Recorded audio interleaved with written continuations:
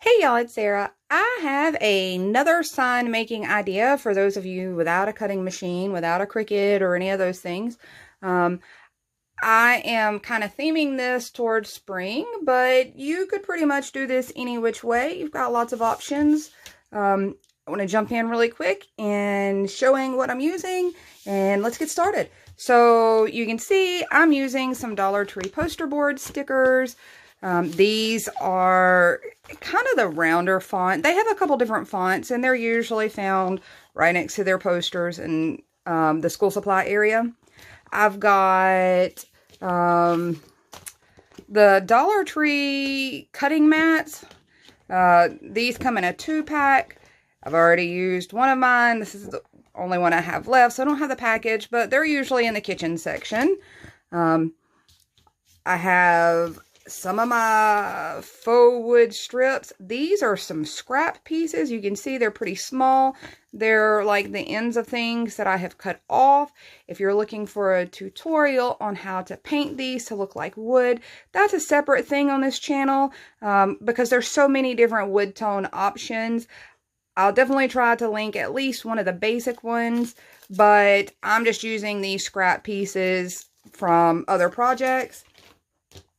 I'm going to use kind of my cheater method on doing the edges of those pieces by just grabbing one of the Dollar Tree furniture markers.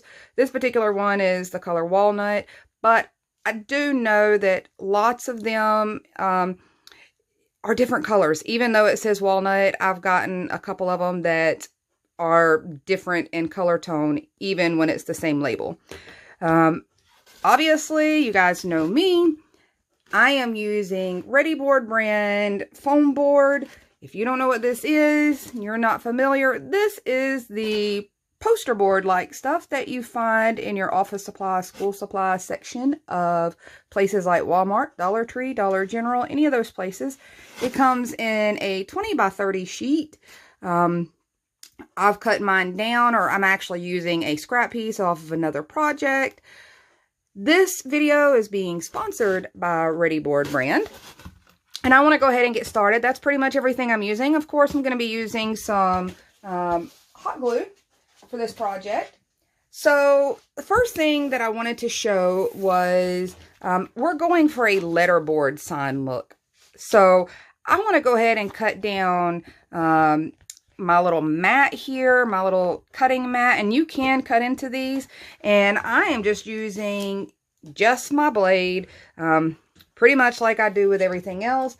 I have one that I have already gotten started on. So you can see here, this is the piece that I've already started cutting off of. I have not actually counted how many of these that you end up off of one full sheet, but I am cutting mine at 2 inches by 3¼ inches. And if you do it when you're starting with your longer piece, because you have kind of these rounded corners here, if you start and do the 2-inch width starting from the end, you should be able to get 3 out of this shorter side length. Let me flip that where it's less shiny. Where you can get 3 out of this length here on the shorter side, and then be able to kind of notch off this little bit of rounded corner. And like I said, mine are 3¼ and these are super simple to cut. It's really not as hard as you would think. You can write on these, and I'm not going to suggest a marker just because then you have to turn around and clean it all, but a pencil will show up, especially on the more frosted side. So all I've done,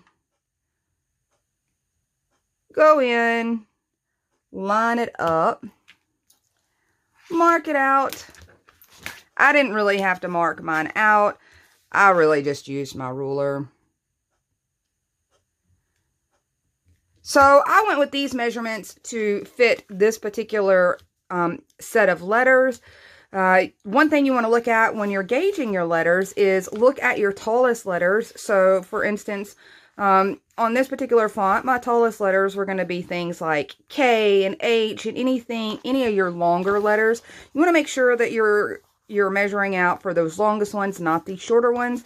And you want to make sure that you're measuring out for your widest width. So the widest letters on here was M and W. I made sure to measure to those in case I wanted to use those letters. Just keep that in mind because you can adjust this measurement to really whatever you need. So you can see really how simple that was to cut through with a blade. Nothing difficult. I'm going to come in at that 3 1/4 mark. And just do the very same thing. Guys, this is one of those things where if you have not like added the poster tack to the bottom of your rulers, it really helps with this project too and this kind of material. That way your ruler doesn't slide all across on you with that. So that's just a helpful tip.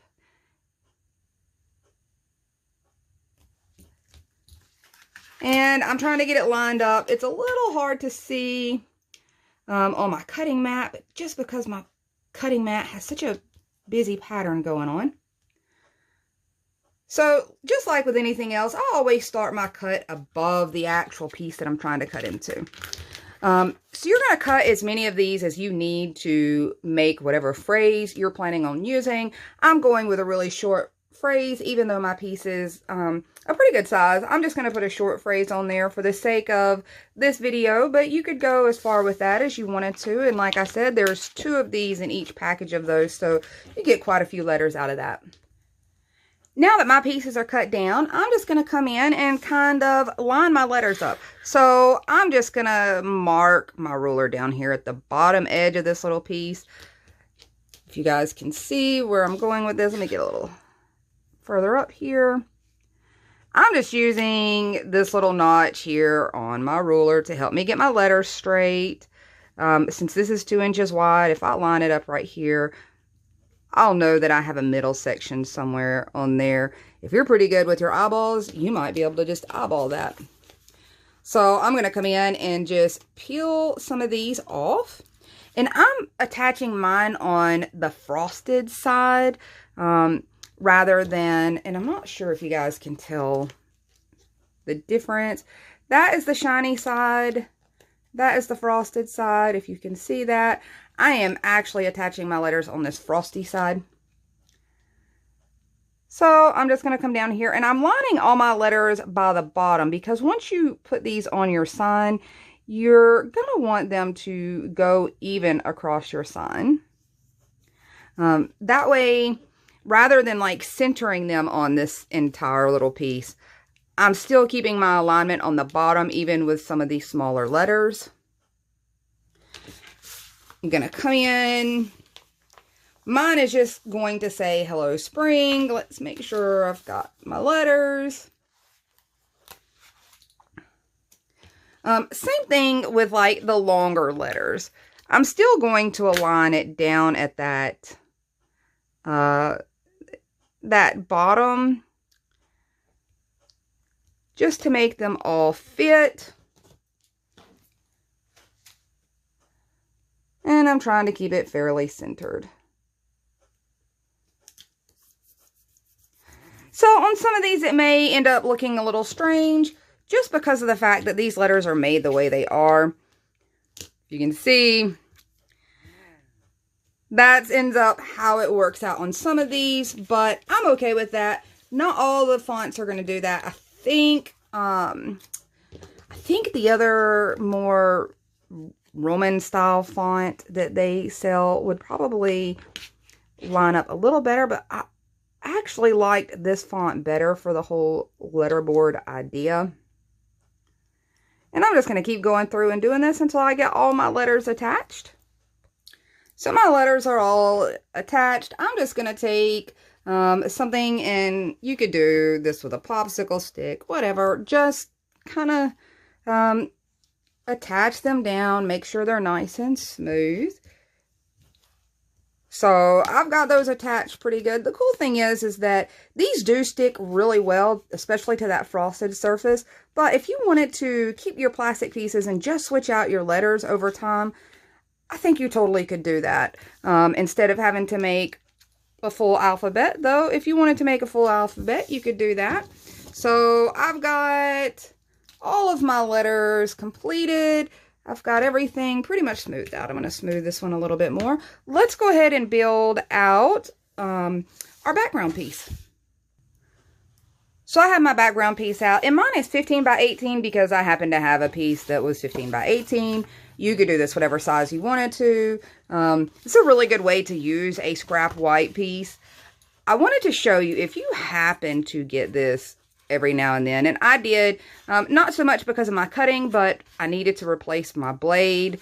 So take a fine grit sanding block and lightly hit those edges. You don't want to rough it up too much because it'll start damaging that paper surface, but it gets you a much cleaner edge if you didn't get a great job with cutting.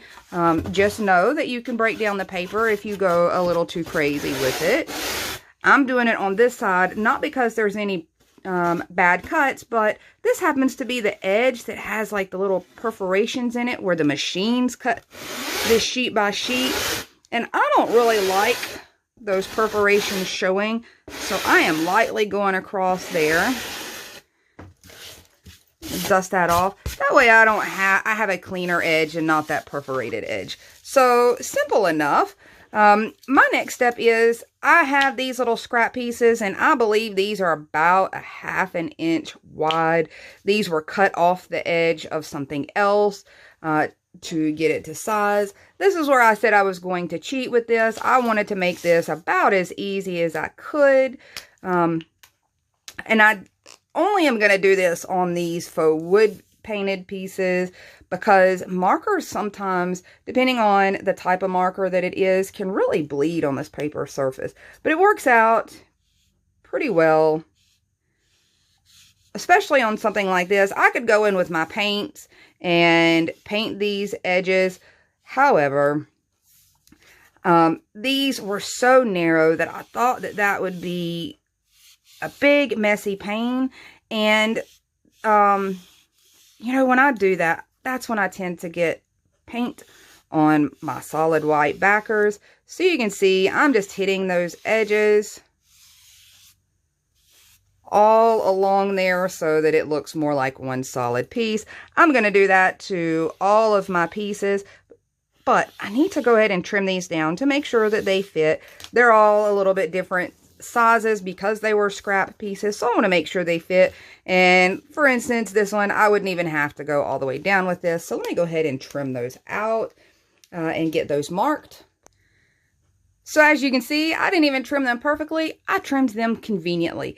That way, I can go back in right at the very end and take my blade and get it super flush down the edges all at once. I just wanted to make it convenient for me to actually work with these and to get the edges painted. So my first step, I'm going to go ahead and do 3 rows, even though I have a message that's only going to take up 2 rows, but just to kind of balance out the size of the piece that I'm using, I'm putting the 3 rows in. The easiest thing to get these lined up would be start with your middle piece or wherever your middle section is going to be, and go ahead and mark that out. So for mine, this is 15 inches. That's just going to be a 7.5 inch middle. And I'm not even going across the full length of it. I just kind of need to know where to glue this first one down to. And then I'm going to work the other pieces around from there. So that about works for me. You can space these out any which way you really want to. I'm going to come in with just regular hot glue. That is my preferred glue for all of my foam core crafts. And I want to try to make sure that I've got it fairly centered on that line there. Let's slide it over here. That way it picks up all that glue. So from this point, I can kind of eyeball where I might want these other ones.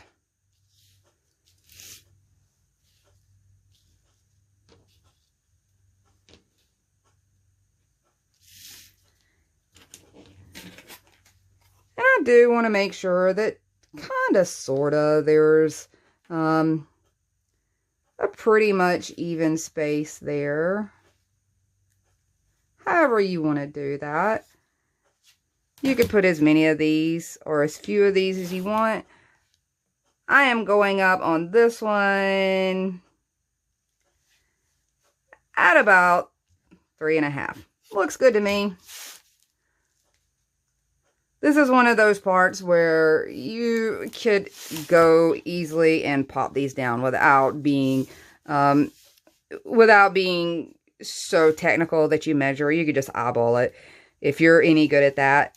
I am okay when I'm sitting down, but when I'm standing up like this, I am terrible at eyeballing things. I don't understand why that works that way, but I do try my best. Let's see. Same thing here. Pop that in place. Got a little glue overage. Clean that up a little.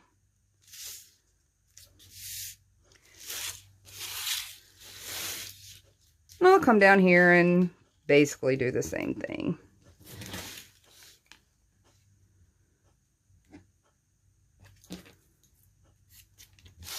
I'm going to go that 3.5 off of here. And pop this one in place. Easy enough. I'm just going to come in now and trim my nice, neat, even edges.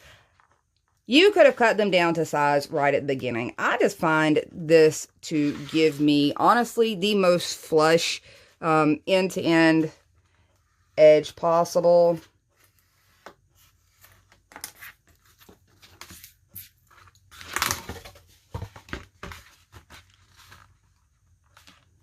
And I'm using my fingers to really get it bumped right up against that.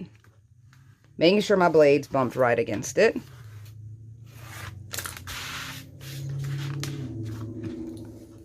Oops. Missed a little spot where there was hot glue. So really simple on this part. This is where using that marker can honestly be really helpful sometimes versus going in and doing those edges with paint, because now I can come in and pop that right on there, do those edges really cleanly. It looks like I might need to add a little more glue on this fella.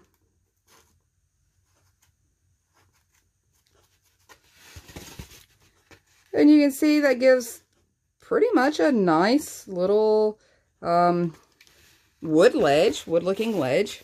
I love this idea because this thing is going to be so lightweight that it's one of those ones that could be hung up with the same poster putty idea.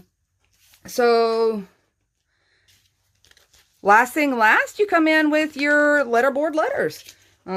Pretty simple. You can pop them anywhere. Depending on how you glue this, you honestly can tuck these right underneath there and have them okay. However, if that doesn't work for you, if you've actually really glued those down super well, you can glue these down in by just going in and hot gluing right on the back side of your letters, here under your letters.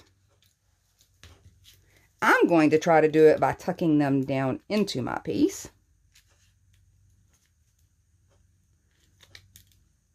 Which, when I put my glue down, I almost just went a straight line all the way down this strip. I know I didn't actually show the gluing down, but I have like a straight line pretty much all the way down this strip, which means there's a little space there to actually tuck these in.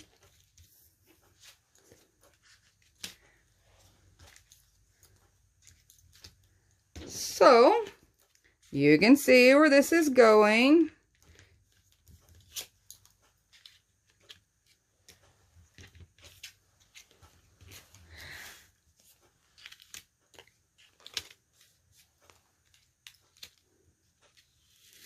There we go. All I've got to do now is just come in and actually get those tucked in. And you can see where that tucks. If you wanted to, you could have made sure that your measurements went across here, attached your letters first, put your little faux wood strips over the letters, but I wanted to actually make one that I could try to remove letters. So mine is this way where I could tuck these in. I'm not actually going to glue mine down. The other thing you could do is simply do the same way that we've done here on our ruler. Take some of that poster putty and pop it on the back side of these where the actual letter itself will hide it. That way you can still make them interchangeable. There's lots of different ways to do this. I've been seeing the letter boards done in different ways. I wanted to do one of my own, just to have a little fun with it. I've got this whole kind of general store meets potting shed kind of spring vibe going right now. So I wanted to play with something like this that I could interchange and possibly just put silly messages towards my family. But here you go, another simple idea of doing signs without a machine. And this one is a little playful because you can change it out. You could put hello friends, you could put whatever you really wanted, and you could go as large as a full sheet of foam core.